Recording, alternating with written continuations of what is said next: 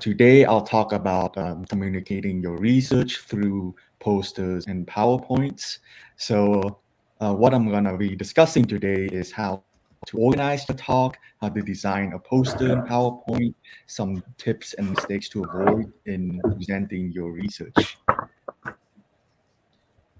So I'll mention that through my presentation, I'll mention many points many times because in designing your talk, making poster and PowerPoints, there's a lot of interweaving information and themes.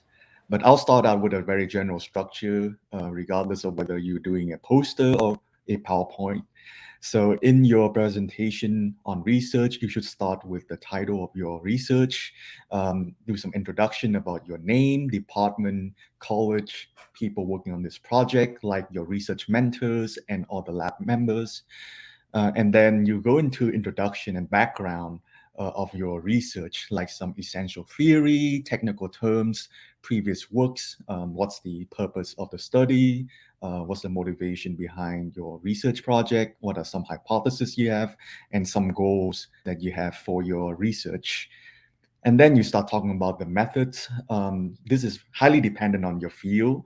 And this can include things like experimental setup, clinical trial, survey, simulation, literature review. Again, it's very dependent on your field of research. And then you go into some of the data that you collect, which you can display through charts, graphs, images, or statistics. And then you start to talk more about some qualitative explanation of your data to explain what does these data mean, what kind of stories are they telling, what kind of inference can you make from these information. And then you conclude your presentation by a summary of key findings, talk about your implications for the bigger picture, and try to mention some of like the future directions that you can take with the results in the study. So with these in mind, when you think about how to organize your poster or your presentation, your oral talk, some of the tips I have is to think about the audience. So who are you presenting? Are you presenting to a general public that might not have like some of the technical background? Then you have to start thinking about that you shouldn't assume much background information from your audience and try to explain all the technical terms in simple ways. Are you talking to students in your major? Do you expect people with a introductory background on what you're talking about? Are you talking to researchers in the broader field or experts in your topic? If that's the case, you can glimpse through all of the basics and go more in depth into the technicalities of your projects. And by thinking about your audience, you can organize your talk at an appropriate level for your audience to make sure everybody can follow your presentation. And you can also anticipate some questions that you might get from the audience when you think about who you're talking to. Another tips, regardless of whether you're doing posters or PowerPoints, is to add a lot of visuals. As people said, pictures can represent thousands of words. They are especially helpful for non-experts or people who have no exposure or background in what you're talking about. So one example I like to put in that I used before is mass spectrometry. So you see on the right side of the screen, I like to explain mass spectrometry, which is a method to distinguish different particles with different mass to charge ratios by using the analogy of trying to categorize all of the coins into different category based on their monetary values like dime, penny, and nickel. And also for some experimental design or any sort of study design, it's great to have some sort of a label diagram or schematic diagram where you can mention like your setup, your methods to everybody. This is also much clearer than images. I've seen people try to take an image of the lab setup before, and it can be pretty hard to tell what's going on. I think it's more helpful to have diagrams that are clearly labeled so you can point out what's going on in your experimental setup or your methods. So another tips when thinking about how to organize your presentation is to think about pacing. You want to spread out your content throughout your poster or your PowerPoint slides and make sure that your content is not too dense on a certain section or slide. And you want to be aware of how much time you want to spend on each section. Typically, all the research presentations I've had in like symposium or conference, they are typically within like 10 or 15 minutes. But I've also given like quick talks in 5 minutes. I've also given long presentation to my research group that can last for 30 to 40 minutes. So depending on the amount of time you have, you want to think about how in depth you want to go into each section, how you want to distribute time throughout different section appropriately. And also, you want to add some references and acknowledgement to your poster or PowerPoint slides. And the audience will be really happy if they want to learn more about your topic. This also shows that you have done a lot of prior research, a lot of prior reading, and you know the background of what you're talking about. And this gives people more resource to refer to. And also, it's nice to just acknowledge your research mentor, your research group, or some grants, and everyone else you want to thank. So before I go to the poster section, does anybody have any questions so far on how to start thinking about organizing your research presentation before I go into more of the details on posters and PowerPoint slides? So Tintin, I haven't seen any questions or comments in the chat, but I've been listening attentively, so I want to summarize. Audience is important. Visuals really help communicate. Do not clutter. Pace it well and acknowledge the work and contributions of others. Those are my key takeaways, and I find them extremely helpful. Anyone from the group? Anyone in the chat?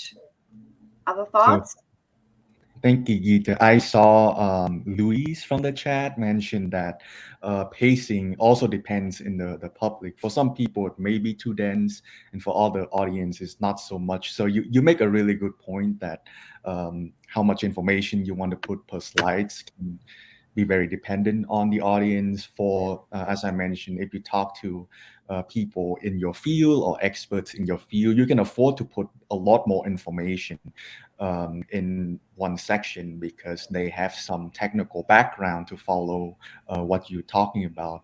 But if you talk to a general public audience, then you might want to make sure that you're not giving too much new information at a time so people can process. So thank you for bringing up that point, Luis. All right. I think we go on. Any other questions or comments before we move on?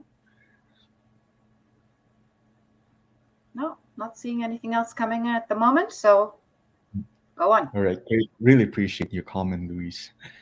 Now start talking about a little bit more about posters. So in posters, you typically try to organize your poster with the different sections I mentioned. So you can see on this example, you typically put your title of your research project, which is good. For your title, we recommend doing something simple, don't put too much technical terms. And if you prefer, I've also seen people who likes to put very catchy posters that can grab people's attention when they go through a poster session. Put in your name, departmental, college, email address, and it's also the norm to put in the logo of your school or your department at the top of your poster. And then we go through the different parts that I mentioned earlier, like background knowledge, research question, methods, results, conclusions, some graphs or data or visuals that represent your research. At the end, some acknowledgement and references. So you can find a lot of poster templates on the internet. So I provide a QR code here as an example that you can use from the University of Texas at Austin. You definitely do not need to reinvent the wheel and start to design your poster from scratch because people have done this a lot of times before, and it can save you a lot of time to use some templates and just fill in the blank. And they also typically give you a good guide of all the sections that you want to include. So feel free to take a screenshot and scan this QR code, or I think I can also drop the link to the chat. I find this website from UT Austin very helpful for templates. I think many university or department also put up some of their own templates on their website, so you can have like the logo of your university, of your department as well. So that's something you can check with your department. So I just sent a link to the chat on the templates. And I have some tips for designing your posters. So make sure to have some white space between and around section to make the information easy to read and follow. Especially you want people to be able to kind of go through section by section and know like what's the border between the different information, rather than just seeing a huge wall of text without any obvious organization. You want to use simple and clean font with large font size. How large the font size is quite kind of dependent on the amount of information you have. And this kind of sometimes it takes a little bit of practice and experience to know, but you want to make sure that people can read the text you have on the posters. You also want to use high resolution images and graphs, because you have to print, or typically would have to print these graphs on a pretty huge posters that can be like half a meter long. So if you have a low resolution image and project to a larger poster, it will become very blurry. It's also nice to align text, image, and section. Again, this helps with organizing your content and help your audience follow each section better. You also want to use, or I recommend using bullet points and short paragraphs instead of large chunk of text. And also some university departments might offer free poster printing services, because printing poster can be a bit tedious to find the right kind of place that can print large size poster, and it can be a bit costly. So make sure to check with your department if there's any sort of poster printing services, because in academics, people do poster presentation a lot. So chance there are some resources, or maybe people in your department can guide you to the right resource to do this.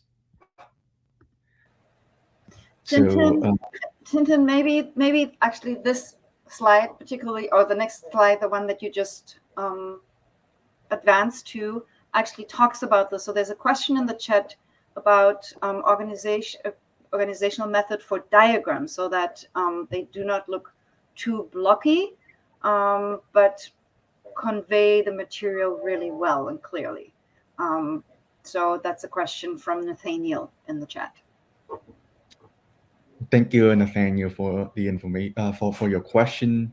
Certain diagrams are highly dependent on kind of like what you're conveying, but I think the general tips I have is to clearly label your diagram. If you have like multiple lines, or if you're doing a pie charts, or if you, like I mentioned earlier, trying to explain an experimental setup, you want to make sure that even if you're not there to present your poster, or you're not there to present your slides, people are just like reading off on the slides, you want to make sure that people are able to interpret the slides and kind of know the big picture of your diagram without you explaining. Like the picture should be somewhat self-explanatory if they are well labeled, and people make sure that they know what like each lines or each section of the pie charts are representing.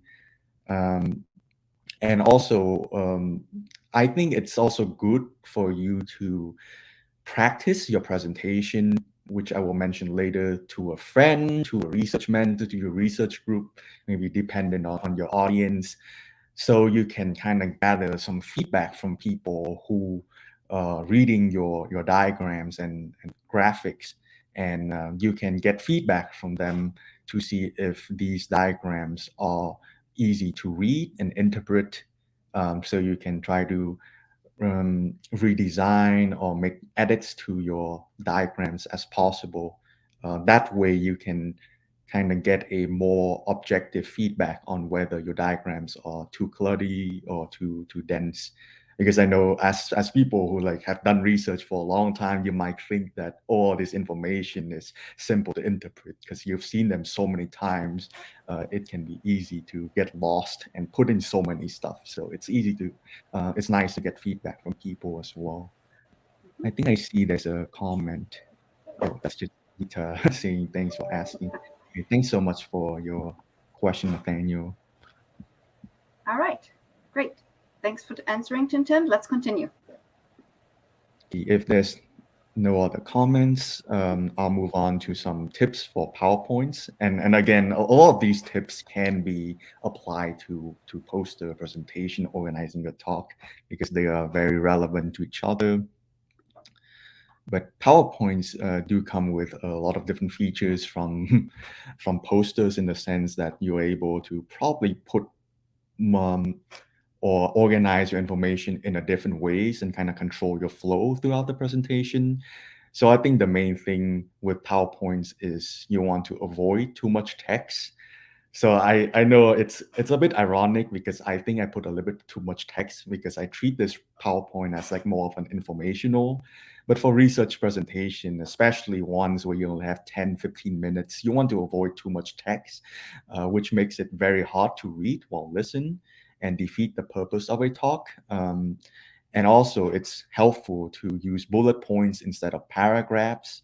And I think it's also helpful to like animate lines by lines instead of putting all of the every text at the same time, like what I'm doing right now. It's unfortunate that it's kind of a technical difficulty that I cannot do animation on AirMeet, but I think it's helpful to animate lines by lines, bullet points by bullet points, and make it easy to kind of follow through points by point instead of seeing the huge chunk of text at the same time. But on the other hand, you also want to avoid too little text, because text is meant to help to guide you and the audience as well. And if people are only seeing visuals on the slides and hearing you talk, sometimes it's hard to know what's the takeaway and highlights. So you definitely want to have enough text on the slides that are highlighting what you're talking about. And then you can expand with your oral presentation on some of the details. You want to avoid too many visuals because they can be a bit distracting from the key points and overwhelm your audience. But you also want to have enough visuals to help audience understand the talk better. So I get a question from the chat about, is there a way to access this PowerPoint? I would like to review this PowerPoint when working on my poster. So for sure, I plan to send a link to my Google Slides at the end to the chat, and people can feel free to view these slides whenever you want. So with PowerPoint, again, the formatting is very important. Just like posters, you want simple, clean font with large enough font size. So I think I'm using font size of about 20. I mean, font size can be a little bit dependent on kind of the font as well. But I think it's a bit self-evident when you review your slides, like what's like a good font size that is clearly to see. Also good to use consistent font and font size throughout the slides. You don't want to have one with like Arial font and the next slide's on Times New Roman. That will be very distracting. It's good to provide reference directly on the slides, like what I'm doing here, Nguyen et al. 2023, especially when you talk about some of the introductory background to your research. Putting the reference directly next to some of the background information you're talking about can be very helpful, because people know that this is the resource that you use directly for this kind of information, rather than putting all the reference at the end of the presentation where people don't kind of have, people don't really know what part of your presentation is your citation referring to. It's also great to have page number, like what I do at the bottom right corner here. So having page number can help the audience refer back to previous slides when they ask questions. they could just quickly said, oh, can you go back to slide page 8? I have question on this. Will be very convenient. And if applicable, I recommend preparing a few appendix slides.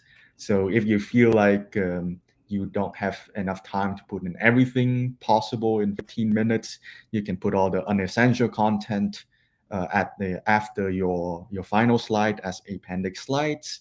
And this can also help address possible questions from the audience as well. So another big tips with PowerPoint is to try to take advantage of the PowerPoint format if applicable. So this can include things like video or GIF, etc., or animation. So I'll just kind of quickly show one of like the trick I like to use with PowerPoint. So this is kind of a simulation that I have. I won't go into the detail what the simulation is, but I like to just stack like a bunch of different simulation visuals with like slightly changing parameters and just put it slide by slide so I can kind of show the differences between each of the simulation and talk about some of the qualitative changes. And these are actually the 5 different pictures I have shown. They are actually different slides, but I just put the page number at the bottom right corner as the same, just to give like an illusion that I'm animating these slides. But I'm just really stacking up 5 different images in 5 different slides to give the illusion that I'm animating some sort of a simulation. So you can definitely take advantage of animation and video and GIF to showcase your presentation. I think one thing I also mentioned in these slides is QR code can be very important, like what I did earlier with the template format. So if you have links that you want to share to people, you can put your QR code on your PowerPoint slides or on posters. And you can do this as like linking to your papers or any other resource you want to share in your presentation. So these are some tips I have with PowerPoints. Before I move on to how to go about preparing for your oral talk, do you have any comments or any questions for PowerPoint and posters so far?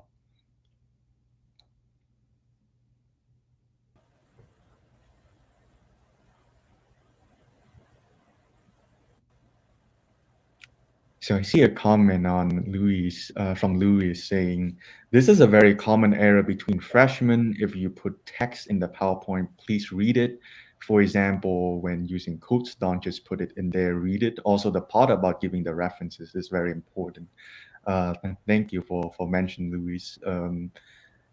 Yeah, the PowerPoint slides are meant to be complementary with your oral talk or your actual presentation.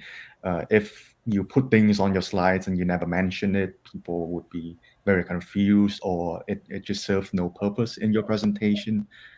And you also mentioned like you using quotes. It can be helpful to read out loud some of your quotes if you are just bringing in quotes from experts or from some references. So thank you for your comment. You have any other comments or questions?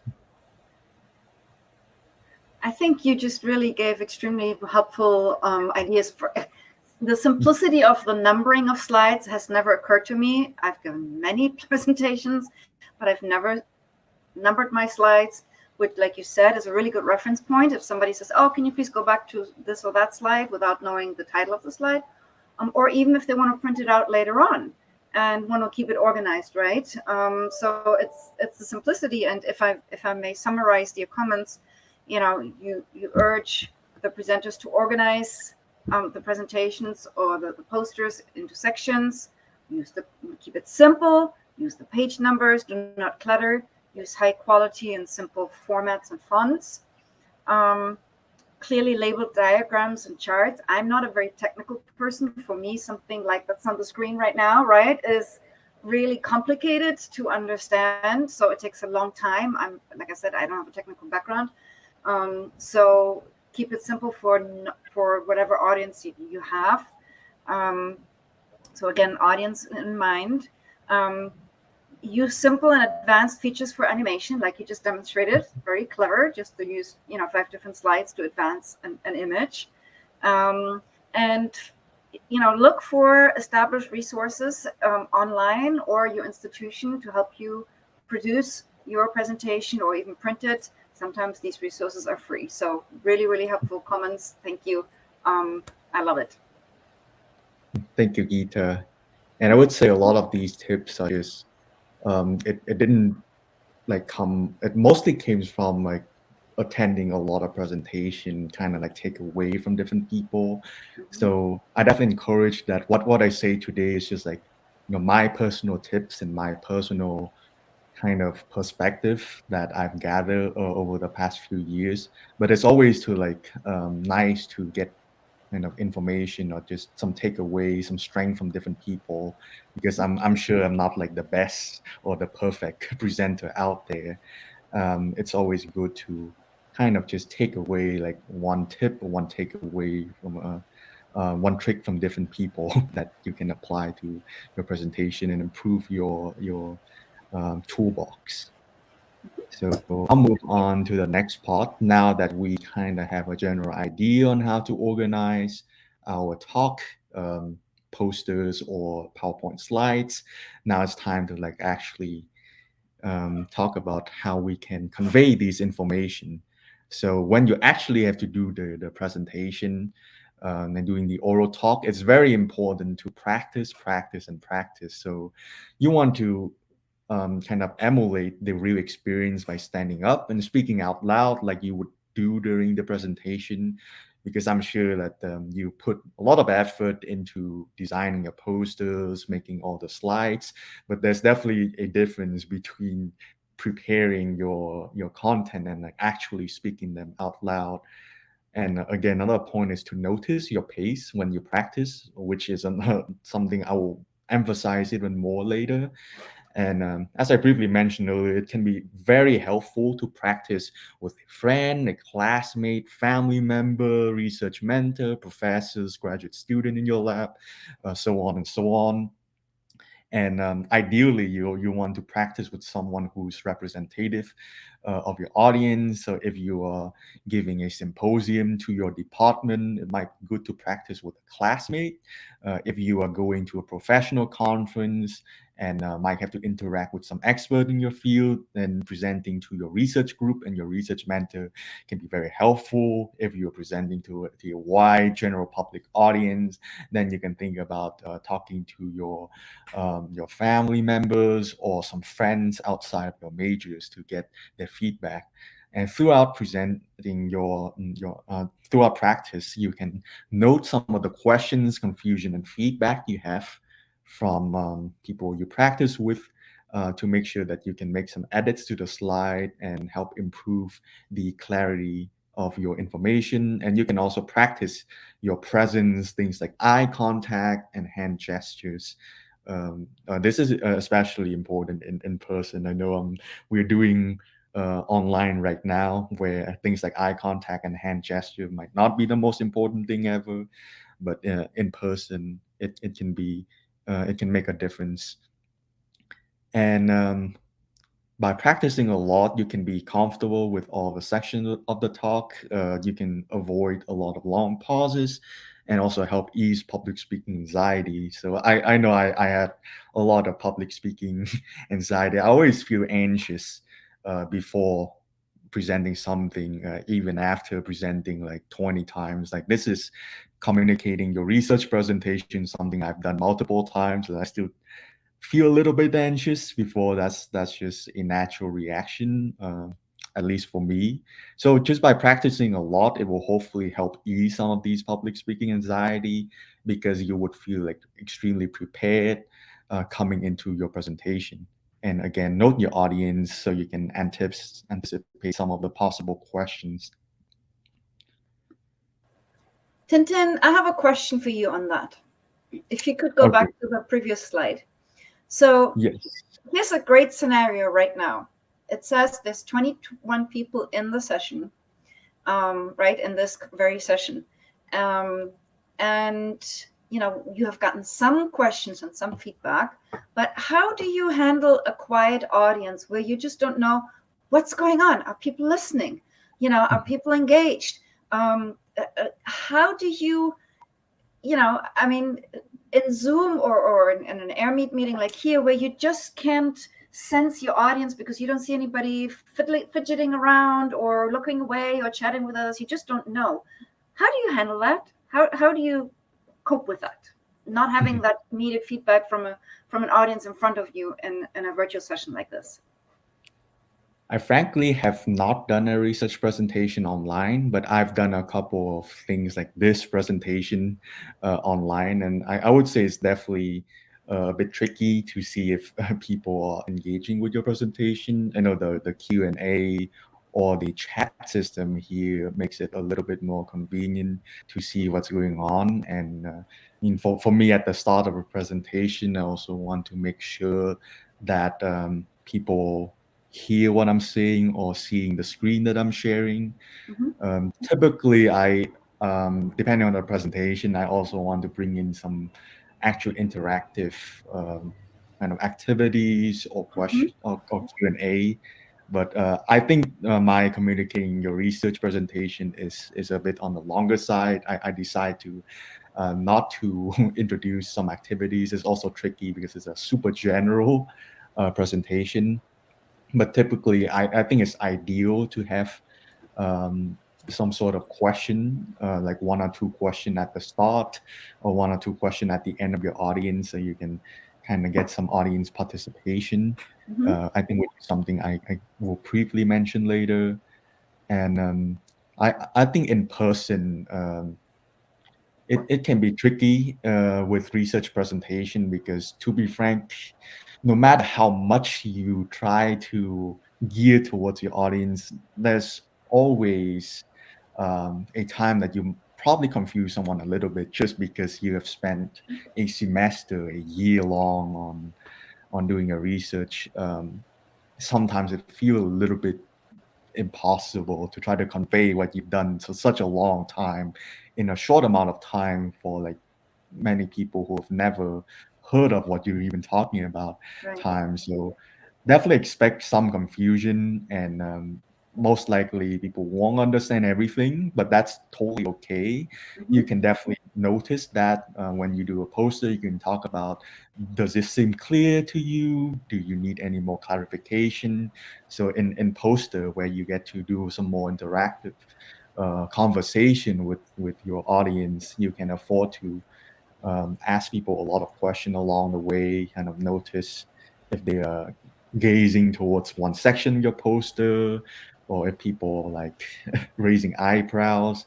Then you can try to gear your how you present your poster in a way to make sure that you are answering all of your questions and make sure they understand the big picture what you're talking about. I think another thing I forgot to mention is the biggest difference, I think, between a poster and PowerPoint slides is a poster can be a lot more conversational, and it can be slightly different depending on the different people you interact with throughout the poster session. You can afford to be a lot more flexible depending on what the people you're talking to are interested in, and kind of gear towards what they're asking, while a PowerPoint is something more general for like a wider audience that you can't really have too much of a conversation along the way, but then you can pick up some question and some Q&A at the end. So I think I see a couple of comments or question on the chat that I want to address. So I think there's one in the Q&A session. So the first one would be, when presenting a research poster, should you try to get the audience involved using interactive questions? Right? Should you seek for instant feedback and a dialogue? So when presenting a research poster, I think it's I think trying to engage people with interactive question can be a pretty good way to get people in, and this can be done in a different ways depending on your topic. Like one that I've actually attended a research poster session yesterday, and someone was doing an AI or something related to AI model in detecting hate speech on Twitter. So they were asking people about like, what kind of like hate speech or what kind of like offensive comments have they seen on Twitter, and have they seen like Twitter flagging any kind of these comments, and like what are like some possible difficulties that people think trying to detect hate speech, like what kind of difficulty do people think there are when it comes to detecting hate speech on website like Twitter, or I should say X nowadays. Yes. I thought that's a pretty good way, especially if your research kind of have like a wider range of implication. Like I mentioned, everybody kind of aware of like AI and Twitter and hate speech. But then again, if you're talking about something a lot niche and a lot more technical, like some chemicals in medicine, then depending on your topic, you can also try to brainstorm a few questions. Like, have you, on top of my head, like when I talk about like my black hole simulation research, for example, sometimes I ask people like, what have you seen about black hole in the news? What's like your impression of black hole? Or what's your impression? What comes up on your mind when you first hear the word black hole? Things like that. So even when you go into like technical things like that, there's definitely ways to try to ask questions to a wider audience at the beginning. Mm-hmm. Great, And I thank see you for answering that. asking a question on what advice do I have for presenting in front of a group of experts on your topic. That can be intimidating. So 2 years ago, I presented for the first time in a national physics conference, and back then I didn't know they actually have like an undergraduate research session. I just went for the general session, and I was sandwiched between one graduate student from Cornell and another professors from somewhere else. And I remember feeling so anxious because all like these people are like way more senior than me, and I definitely felt a little bit overwhelmed. So it's the reality is the first time you do all of this will be very intimidating, and the best thing you can do is to prepare with your research group, talk to your research mentor, talk to graduate students in your research group. These are the people who most likely, or for research mentor for sure, graduate students most likely have done this before, presenting at a professional conference, talking to experts in your research area. So they will have like very helpful tips that is geared towards what you are talking about. And I also think that even if you feel like these people have been around in the field for 10, 20 years, most likely they don't know everything that is happening in the field right now. And especially in research, that you spend so much time diving deep in like a very specific topic or a very specific question, specific area. I always like to encourage people to think that they are the expert in their own research project, because you spend the most time on your own research project. You probably know like exactly what your research project is about more than anyone else. So definitely keep that in mind, that even if you talk to like experts in the general field, um, they might not know everything that is out there, and there are still some new contribution that you can bring to these experts. And also it's good to be honest that you don't know everything as well. When people ask questions, it's good to just say that, oh, I have never thought of this before, or I have never read about what you brought up. And then you can perhaps choose to follow up, like, I can look this up later, and then if you can provide me your email, then we can talk a bit more over email. Or if people bring up something that you have never thought about, you can like, thank you for your suggestions, I'll keep it in mind, and maybe this will provide some guidance for future directions. So nobody expects you to know every single thing out there. Nobody expects you to answer every questions that people have. So I think it's a good thing to keep in mind, to be honest about what you know and what you don't know, especially when you talk to a lot of experts. You don't want to lie, or you don't want to make up things. Because that's not gonna leave a good impression. So Tintin, thanks for sharing your story about your presentation being sandwiched in between a graduate student and a professor, where you realized, oof, what do I have to offer? But I've just again, I want to summarize what you've been telling us: practice, practice, practice. Of course, be comfortable around what you're presenting, get feedback beforehand from people, so you know what you come across like, right? People have already told you, so you have a better understanding of how you present and who you are when you present. I think also what you try to say is don't sell yourself short, right? You have done the research, you have expertise, you have something to offer. You may not be, a tenured professor who's done this for 35 years, but that, like you said, that professor doesn't know everything either. And I do like your point also about being honest and humble, right? We all can learn from each other. And if you open that door of, I don't know everything, I welcome you to tell me something that I don't know yet. I think that really sets a great stage for a different dynamic and interaction. So thank you for your responses and your comments. I find them extremely helpful. Thank you, Gita.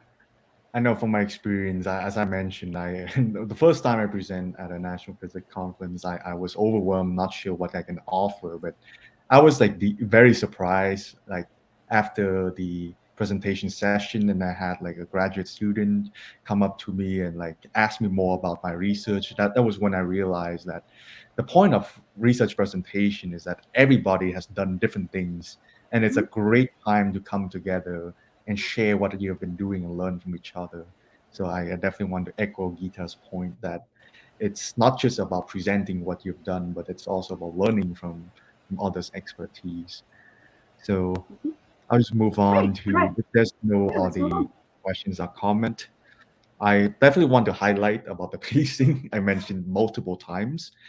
So how much time do you have is a big thing to keep in mind. But I also recommend to record your practice session so you can notice how fast you speak and how dense your presentation is. So I want to distinguish these two concepts as like roughly how fast you speak is like number of words per minute, and how dense your presentation is like amount of information you conveying per minute. I know these are like pretty tough things to quantify, but think about, are you talking too fast? Are you talking too slow? Or are you conveying certain information too fast or too slow? And these can be very different concepts. Sometimes you can talk too fast, but you're just repeating the same information multiple and multiple times. And sometimes you can talk too slow, but you're like talking about 10 different things in 10 different sentences, and do not leave room for people to process the different new information you're bringing in. So by recording your practice session and thinking about how fast you speak and how dense your presentation is, you can spread out the information equally throughout your talk, and you can plan how much time you will have to present in each section. And also note that some conference or symposium do give you a timer to pace yourself. Or typically there is like some sort of clock in the room, or sometimes the moderator will mention, no, you have 5 more minutes, like by raising the number 5. That's something I typically see to note you how much time you have left. And then you can be flexible about the amount of time you have in your presentation. So Gita just mentioned exactly 5 minutes. So I'll just go through. So I you've held up done a 5-minute sign right now. 5 minutes time. So you've done the hard work, spent tons of time in your research and your presentation.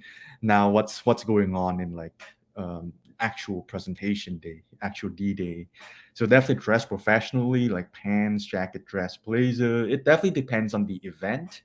I mean, there's a difference from presenting research in like your regular classroom and going to research conference. But I do think it's better to be overdressed than not. Um, it's good to arrive early to the research presentation room or a poster session space so you can get comfortable, give yourself enough time to set up your poster, or some, like the conference I went to, have a room to help you check with your PowerPoint technology and make sure that you know how to run the computers. And also take a deep breath, sip some water before you present. And as we mentioned sometimes earlier, engage with your audience as much as your comfort level. I think I'm not the best with engaging your audience. This is something I try to improve every time I do a presentation. But as we mentioned, asking question is a very good way. Like I've done today, like you can, if you're comfortable enough, you can share your personal story and bringing some of your personal perspective. Especially in research, you can like at the beginning, especially when you talk about the motivation and purpose of your research, you can kind of bring in like why you are like very interested in what you're doing and try to convey that enthusiasm to the audience. And at the very end, definitely thank the audience for listening and leave some rooms for some Q&A and ask if your audience have any question. And finally, definitely after presentation, it is a very good resume, CV, bullet points.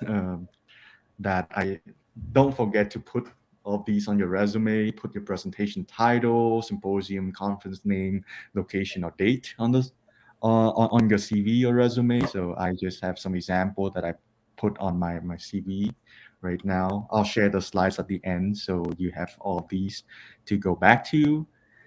And then just a general summary of what I've talked today. We talked about the outline of the presentation, how to organize your research presentation, thinking about your audience and having a balanced mix of text and visuals, some of the tips and tricks for posters and PowerPoints, especially when you think about your pace, spreading out content, and making sure every formatting looks consistent.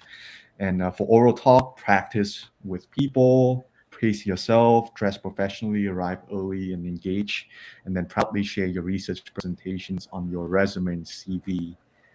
So I definitely want to cap off by a big thank you for everyone who joined our presentation session today, and also to U of A students, bear down. You can definitely use our resource, us team of undergraduate research ambassadors who run the ur.arizona.edu website, where we put up like research programs and workshops and offer one-on-one meeting to help you find the suitable research interests. And we can also help you with preparing for research presentations. We also have drop-in hours 1 to 3 p.m. Monday to Friday in Bear Down Gym. You can also check out the Student Engagement Career Development website, where they have things to help with your job search, resume, cover letter. We have our Instagram, and we can also be contacted through email, and scan the QR code to join our listserv. So thanks again for listening. And if there's still time for questions, I'm happy to take it. Yeah, there's certainly time for questions or comments from the audience. So I don't see any. Go ahead. I will put my Google Slide link on the chat. Yeah, this is a wonderful resource. Thanks so much for sharing all your wisdom, Tintin. And, something that is obvious to me as you make this presentation is your passion. Your background communicates your passion, right? This is authentic. You mean it. This is what you like. This is what you do. This is what you've been doing. So you have experience. You're proud of it. And you love to share it. And that you convey that extremely well. I enjoyed listening to you. I have been engaged, and I'm not even someone who presents research, but still I found it very interesting. And maybe lastly, what I like to deploy once in a while is a little bit of humor. And that's exactly what you did here on this last slide, which I really love. That cat is just quite the researcher. So I think a little bit of humor, again, engages people and people loosen up a little bit. Research is very serious, as your background conveys, and the cat's blackboard behind the cat. It is very serious, but it helps to loosen it up once in a while. So thank you for doing that. At the very end, you basically have answered all my questions and have certainly inspired me. I think our audience got a lot of good suggestions, a lot of good advice from you. So thanks again, Tintin, for taking the time. I wish you all the best. I want to thank our host also, Kelly Mariam Castro from University of Arizona. And I hope the audience, you will stick around and visit some other sessions that are going on. a lot more good advice from others, and helping you get started with your undergraduate research. It's been a pleasure. Thank you very much. Thank you so much for being a lovely moderator today, Geeta. Really appreciate all of your comments and questions. Also, thank you to the audience and to everyone who have added comments and questions. Really appreciate all of your engagement today. And bear down, people.